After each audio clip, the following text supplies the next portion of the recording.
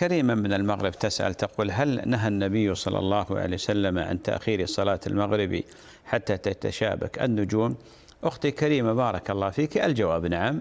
جاء في السنن أن النبي صلى الله عليه وآله وسلم نهى عن تأخير صلاة المغرب حتى تشتبك النجوم، وقد جرى حوار بين أبي أيوب الأنصاري وبين أحد الصحابة أظنه عقبة بن نافع، جرى بينهم حديث حول هذا الأمر، وهو أن أحدهم أخر صلاة المغرب فقال له: ألم تعلم بأن النبي صلى الله عليه وسلم نهى عن تأخير صلاة المغرب حتى تشتبك النجوم؟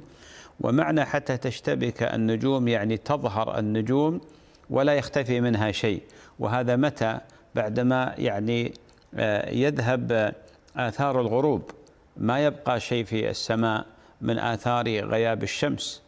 ولذلك من السنة كما ينص على ذلك أهل العلم تعجيل صلاة المغرب. بارك الله فيك.